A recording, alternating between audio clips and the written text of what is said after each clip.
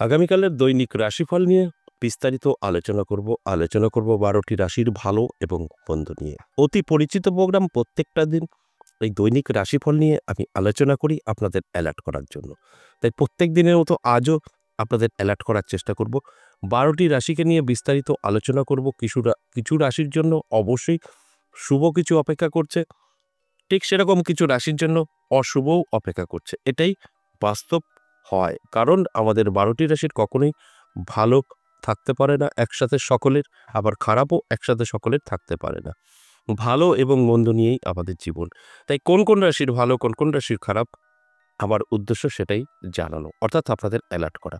তারপরের দায়িত্ব সম্পূর্ণ আপনাদের। সঙ্গে থাকুন, সবটাই আলোচনা করব, বোঝানোর চেষ্টা করব। তাই আগামী কাল দিন সম্পর্কে আগে বিস্তারিত আলোচনা করব, তারপর এক এক করে রাশি ভিত্তিক আলোচনা করব আপনাদের বোঝার স্বার্থে। এবং আমি যে কথাটা বলি, এই আলোচনা মানেই আপনাদের অ্যালার্ট করা।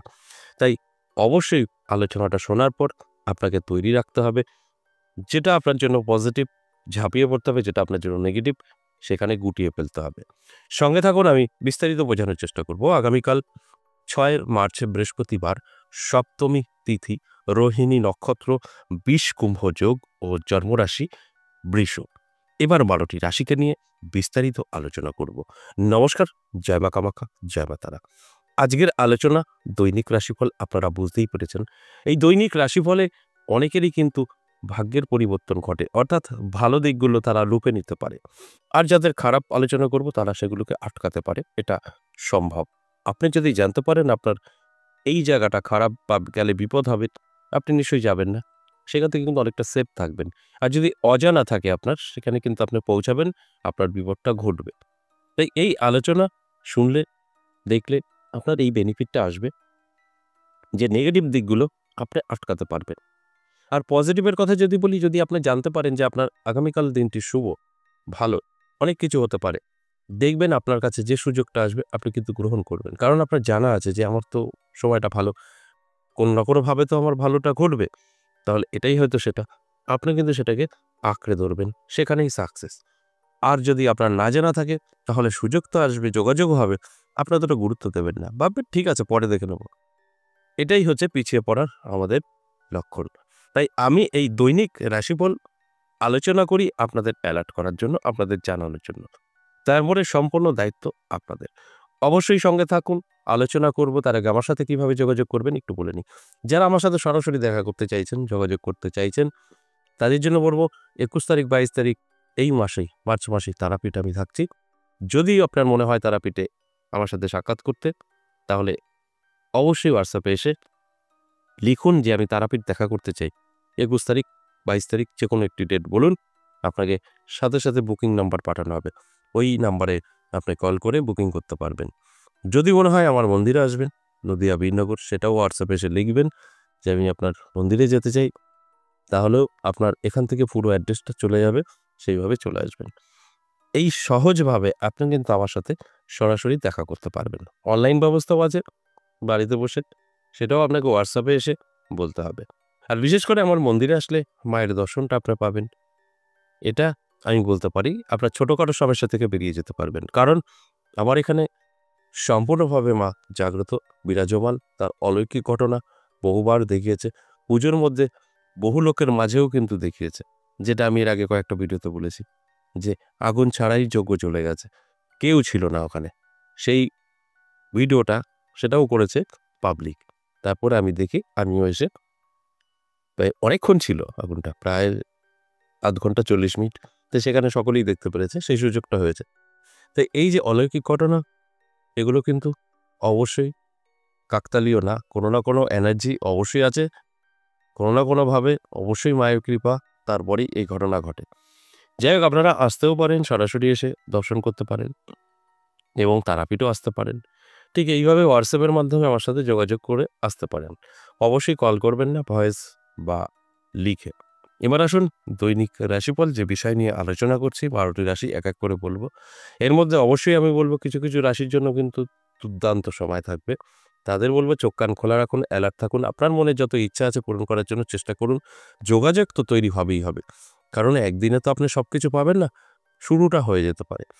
আর যদি দেখছেন আপনার নেগেটিভ কোনো আলোচনা, সেটাকে আপনি আটকাতে পারবেন। এটা একটা বড় পাওয়া। একটা বিপদ থেকে আপনি বেরিয়ে যাবেন। এটা তো অনেকটাই ভালো জিনিস না? দেখবেন প্রত্যেকটা দিন আপনি হয়তো ভাবছেন যে আমার এলাকায় কোনো বিপদ নেই, আমার এলাকায় কারোর মৃত্যু নেই। আমি কিছু এখনো তো জানতে পারছি না। তার মানে কি সব বন্ধ আছে? না। সেকেন্ডে কতজন মারা যায় জানেন? সেকেন্ডে কত অ্যাক্সিডেন্ট হয় জানেন? সকলেরই কিন্তু গ্রহের ফেলে আমরা ক্যারি করছি। তাই সেই জায়গায় দাঁড়িয়ে আপনি সতর্ক থাকবেন, সেফ থাকবেন। এই ঘটনাগুলোই কিন্তু আমরা বোঝার চেষ্টা করি না। যারা করে তারা কিন্তু গুছিয়ে ফেলেছে তাদের জীবন এবং সুন্দরভাবে জীবনযাপন করছে। আর আমি বা আমার মতো যারা আছেন চেষ্টা করছি যে আপনাদেরকে সঠিক তথ্যটা দেওয়া, বোঝানোর। যারা বুঝতে পারছেন তাদের তো অবশ্যই পরিবর্তন আসবেই আসবে। তাহলে আসুন এক, এক করে রাশিগুলো বলি। মেষ রাশির জাতক জাতিকাদের অনেকটা সতর্ক থাকতে হবে। তা না হলে আপনার কিন্তু দিনটি ভালো যাবে না। নানাভাবে বিপদে পড়তে পারেন, অর্থাৎ ঝামেলায় জড়িয়ে যেতে পারেন। সেটা ব্যবসা সংক্রান্ত হতে পারে, অন্যান্য সমস্যাও হতে পারে। তাই এই দিকগুলো কিন্তু আপনাকে মাথায় রেখে চলতে হবে। বৃষ রাশির জন্যও কিন্তু খুব একটা ভালো না। আর্থিক দিক থেকে পিছিয়ে পড়ার সম্ভাবনা, ক্ষতি আছে। আপনার ব্যবসায় ক্ষতি হতে পারে। আপনার চাকরির স্থানে আপনি জব করছেন, সেখানে শত্রুতা তৈরি হতে পারে। নানাভাবে আপনাকে বিপদে ফেলার চেষ্টা করতে পারে। কিছুটা করতে পারবে না, কিন্তু সমস্যা কিছুটা তৈরি হবে। তাই অ্যালার্ট থাকুন, এগুলোকে আটকাতে পারবেন। মিথুন রাশি যথেষ্ট শুভ। মিথুন রাশির জাতক জাতিকাদের উদ্দেশ্যে বলব, আপনারা যদি অ্যালার্ট থাকতে পারেন না, আপনাদের স্বপ্ন পূরণ করতে পারবেন। নানাভাবে আপনার জীবনে সুযোগ আসবে। আটকে থাকা কাজ ক্লিয়ার হবে। এগুলো অনেকটাই ভালো বা আপনার জন্য অত্যন্ত শুভ। তাই এই যে শুভ সময় আগামীকাল, এটাকে শুভ কাজে ব্যবহার করতে হবে, সঠিকভাবে এগিয়ে নিয়ে যেতে হবে। তবেই কিন্তু এর ফলাফল আপনি অনেকটাই ভালো পাবেন। এরপর কর্কট রাশির জাতক জাতিকাদের প্রাপ্তিযোগ হঠাৎ করে প্রাপ্তি করতে পারে। নানা দিক থেকে সুযোগ সুবিধা আসতে পারে, সাহায্য পেতে পারেন, কারোর থেকে হেল্প পেতে পারেন। এগুলো অত্যন্ত শুভ যদি আপনার কর্কট রাশি হয়ে থাকে। সিংহ রাশি শুভ।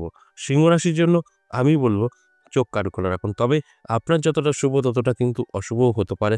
আপনার আপনজন, আপনার কাছের কেউ আপনার সঙ্গে বেইমানি করতে পারে। সেটা চোখ কান খোলা রাখুন, তবেই কিন্তু সেফ থাকবেন।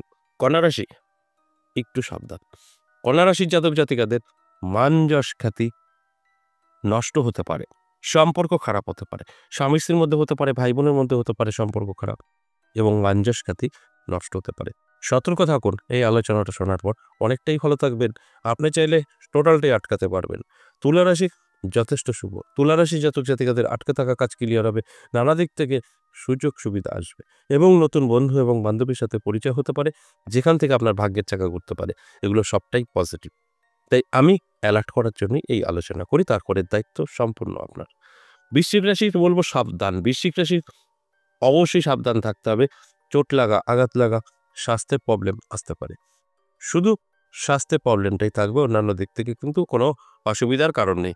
তাই আমি বলবো অবশ্যই একটু অ্যালার্ট থাকুন। অবশ্যই আপনি কিন্তু ভালো থাকবেন এবং শরীরের যত্ন নেওয়ার চেষ্টা করুন। ধনুরাশির ক্ষেত্রে বলবো যথেষ্ট শুভ।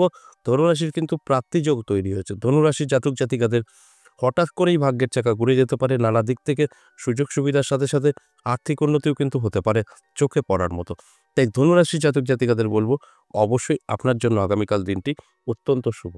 মকর রাশি যথেষ্ট পজিটিভ থাকবে। মকর রাশির জাতক জাতিকাদের আমি বলবো যে আপনারা যদি চোখ কান খোলা রাখতে পারেন, অ্যালার্ট থাকতে পারেন, তাহলে কিন্তু আপনারা উপলব্ধি করতে পারবেন যে আপনার সঙ্গে কতটা পজিটিভলি ঘটনাগুলো ঘটতে পারে। অত্যন্ত শুভ।